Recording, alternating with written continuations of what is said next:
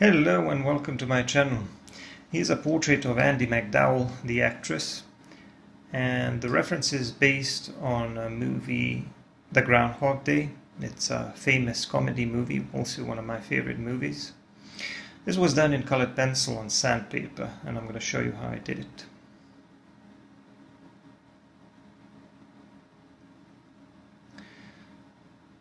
The sketch was obtained using the charcoal pencil and transfer method. It's a quick and easy way to get things going. Now for the background, I decided to use slightly warmer tones this time. I started with some burnt sienna, which is like a reddish brown, and added some black in those areas where I want the background to be a little bit darker. I added some sanguine and even some ochre on the right side where I want the background to be a bit lighter. The shadow side is on the left. The light side is going to be on the right. So the background is also going to be a bit lighter on the right side.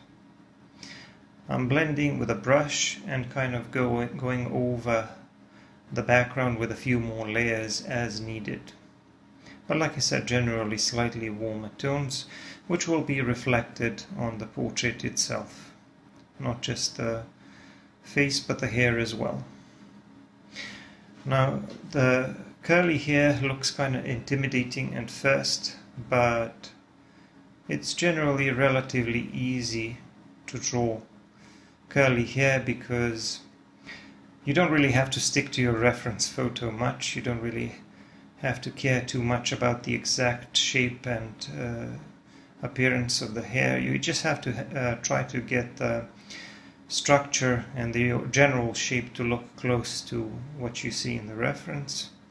So I started out by using a black colored pencil and making some suggestions of curls, and then on top of that I will work with some slightly lighter colors, a couple of browns, but some pinkish tones as well, especially around the edges where the hair will be catching a bit more light from the light source, which is, like I said, coming a little bit more from the right side, but it's also getting a little bit of reflected light from behind.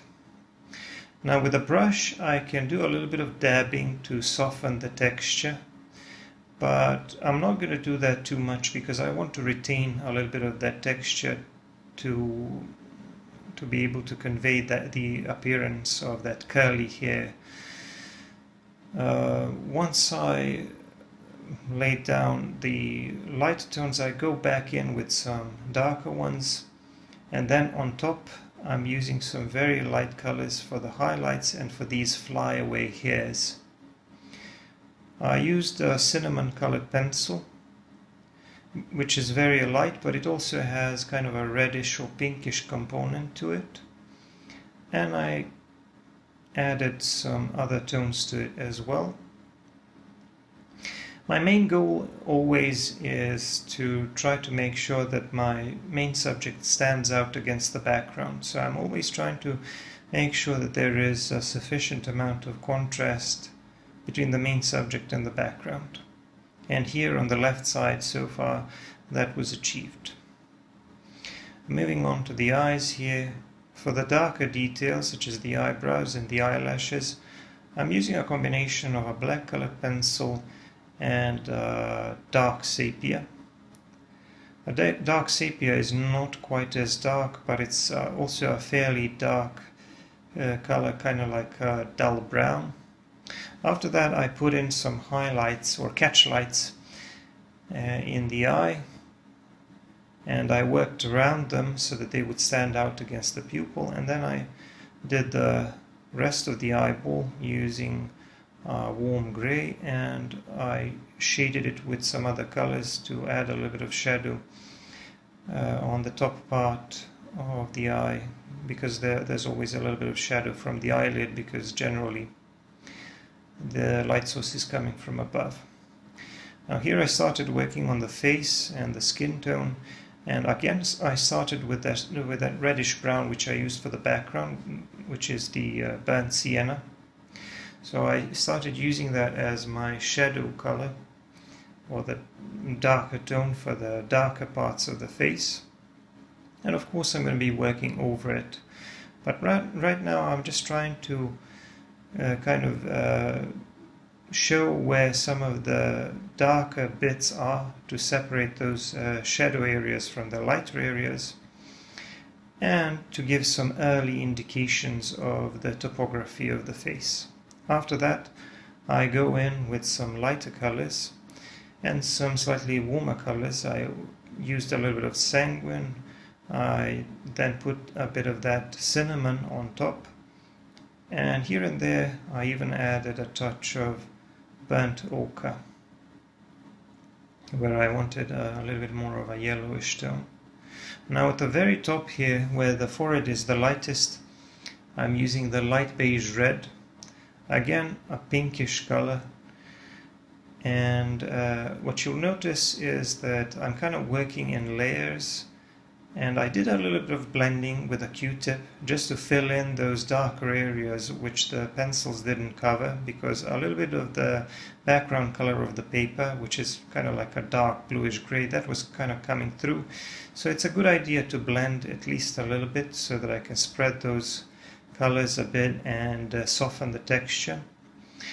But you can't rely on blending too much, because I have to go back in and work over that with a few more layers, because I don't want the colors to appear too dull.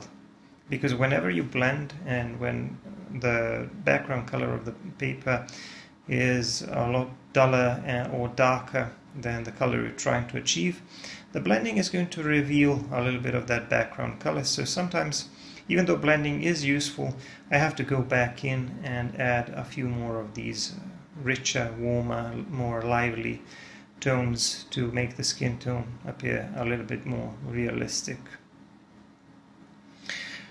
Of course, again, if this is the first time you're watching one of my videos in colored pencil using this technique, you're probably wondering how is it so easy for me to blend colored pencil and to layer it. That's because I'm working on sandpaper.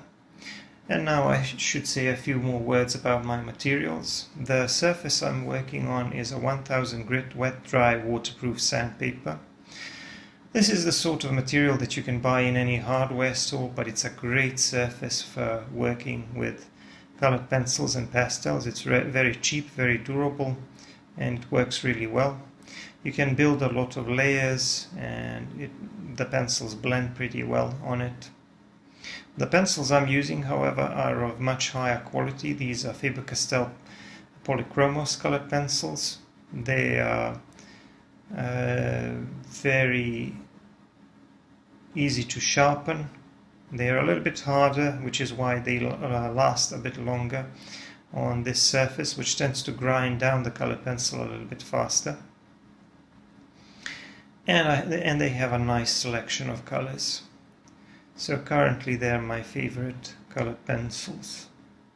Here I'm working on the cheek area here. I first did that darker area, and then, because the cheeks are kind of a round part of the face, just like the forehead, the middle part of it, which is closest to the light source, is going to be lighter, which is why after I did those darker bits first, and the sides of the cheeks first, after that I went in with some lighter colors, the cinnamon and the light beige again, and made the middle part of the cheek a bit lighter, and the cheekbone a little bit lighter, so that it feels like it's round, like it's protruding. For the lips, I'm going to try to use a couple of different reds. Now, I'm sorry if I'm not giving you the exact numbers of the pencils I'm using.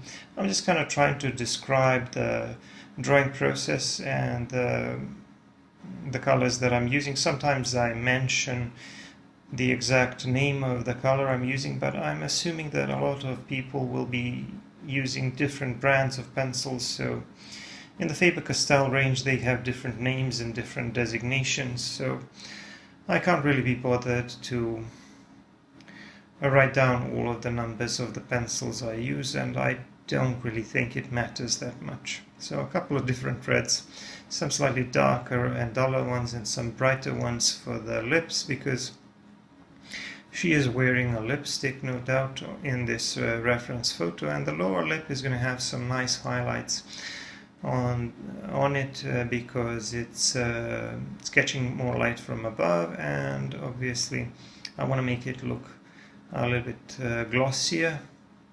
So I used some of those beige, light beige colors for the highlights, and right now I'm working on the lower part of the face, trying to define the shape of the chin and the cheeks and basically the area around the mouth. Moving on to the other eye, and then the rest of the hair, again using the same approach here, using the black color pencil first to lay down these darker areas and then working on the highlights on top of that later. You can do this on this surface because this surface can take a lot of layers and blending is not a problem, and working from dark to light as well as light from light to dark is not a problem. So I can easily put some very light colors on top of the black or really dark areas that I've already done. On this right side, because it's facing the light source, I'm going to use a bit more of these lighter pencils. I'm going to draw some more of these highlights and some more of these lighter flyaway hairs. But first I'm going to try to tackle her shirt or her blouse, whatever it is, using some bluish and turquoise, light turquoise tones.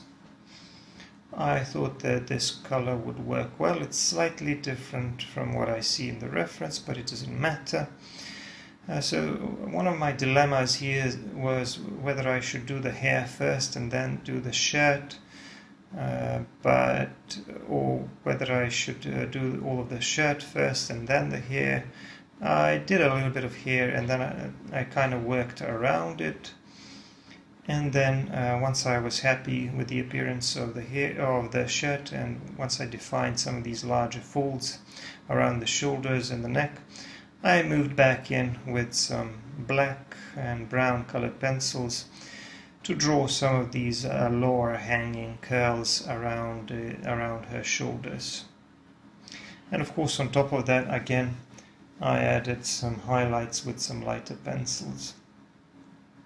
I have to draw a little bit more of the neck and the chest area here, and again I'm going to have to work on top of that with black and brown colored pencil to draw that part of her hair which is covering her chest area, because her hair is really long and huge and voluminous and curly. It's kind of all over the place. That's actually making my job a little bit easier because I don't really have to worry about the exact shape. As long as I can draw something that kind of looks like curls, it'll be relatively easy and relatively close to what I'm trying to achieve. Onto the nose, which can sometimes be the most challenging part of the portrait. Generally, noses are way more difficult to draw if you have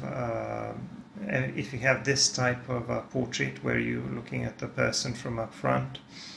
If you have a profile picture or a three-quarter picture, it's generally a little bit easier to explain the shape of the nose and maybe to explain the shape of the face to the viewer. But when you're looking at the nose like this from the front, it can be a little bit more difficult to explain the exact shape of this protruding three-dimensional part of the face, because not only do you have to get the shape right, you have to shade the sides of the nose and everything around the nose, because the nose will also be defined by the other elements or the other parts of the face around it. Right now I know that it's looking kind of big and hooked a little bit, but hopefully as I work on it and as I draw these highlights, it will start to get narrower and more feminine looking. I'm also introducing some other colors here, using a little bit more of these reddish tones around the nose and the lips. Trying to mix it up a little bit, and for the highlights on the nose, again I use that light beige red, but even a touch of some lighter colors like an ivory colored pencil, but I use that sparingly because it's almost white, so I can't really use too much of it. So my approach when drawing skin is generally to work from dark to light. I generally put down some darker tones first, and then I add layers upon layers of lighter and lighter tones. I can sometimes break this rule depending on what I'm trying to achieve, but generally I first go in with some slightly darker tones. Now as for the teeth, obviously I can't make them too white or too light. I used a combination of colors here. I used some brownish tones and some grayish and even a bit of that ivory colored pencil, which is very close to white, but I didn't want to use too much of it because the teeth, first of all, they're not completely white, and second of all, they're in the shadow a little bit because it's the lower part of the face. It's generally a bit darker than the forehead area, plus there's always going to be a little bit of shadow coming from the lips and the nose, so I can't make them too light, otherwise they would look kind of protruded and just a little bit weird.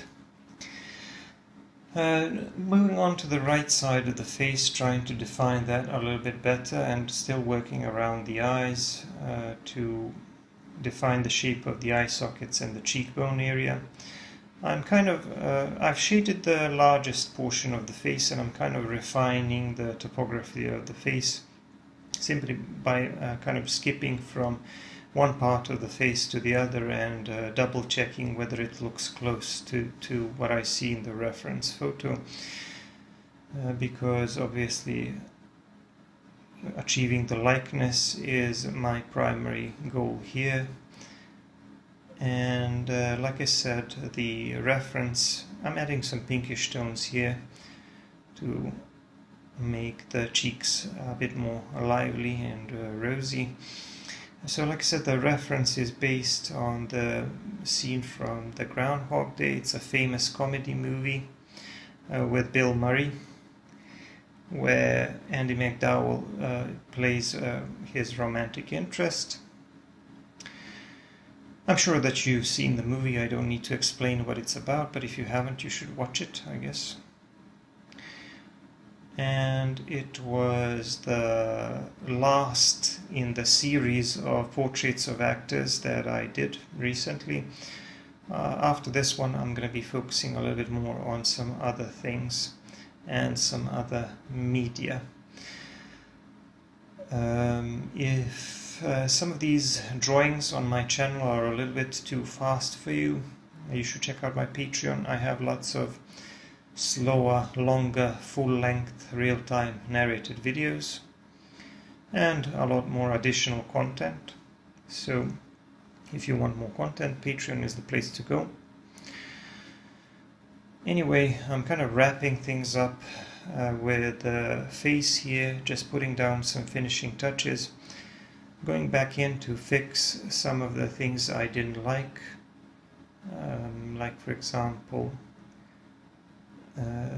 adding some highlights around the cheekbones and stuff like that. After that, I moved on to the right side of the hair, and first again I put down some of these darker tones, mostly using a black colored pencil, but then some browns and that dark sepia, which was also very useful to me. And I drew a lot of these curls here at the bottom, and a good part of the hair is kind of going over or concealing the neck and the chest area. And now I'm going over those darker areas with some brown. After that, I'm working around the hair again with those bluish and turquoise tones to finish the rest of her blouse. I'm going to simplify this because, as you know, if you've been watching my portraits, I don't like to complicate things when it comes to clothes. I like to simplify it as much as possible, and I like to allow the viewers to focus on the portrait. Just dabbing that a little bit with a brush and doing a bit of refining here and there. I don't really know the exact shape of these folds and this shed, and it doesn't really matter. I'm just going to add some lighter colors around the shoulders where her body will be catching a little bit more light from the light source. And now I'm going to finish the rest of the background and finish the rest of her hair. The background color, as you can see, is kind of disappearing as I'm working on the color of the paper is kind of disappearing as I'm filling in the last portions of this portrait, but I'm still using a little bit of that background color to blend it with my pencils to get the colors that I want to achieve, because sometimes I want that darker, cooler color, and sometimes I want to cover it more thoroughly. Here on the right side, because this part of the hair is closer to the light source, or it's facing a little bit more to the light source, I added more of those highlights. This part of the hair looks a lot lighter and brighter, and I also added some slightly warmer tones with a little bit of burnt ochre, and I added lots of these flyaway hairs to make the hair look extra curly and kind of messy, if you will. Just putting down some finishing touches, trying to correct the exact shape of the face, and refining some of the highlights here and there. The drawing is now done. I'm going to put my signature here in the lower right corner, and that should probably be it. I'm just going to make a few final adjustments here around the nose and the shadow under the nose, and that would be it. Don't forget to subscribe, comment, give me a like, and check out my other videos. Thanks for watching, and I'm going to see you in the next one. Bye.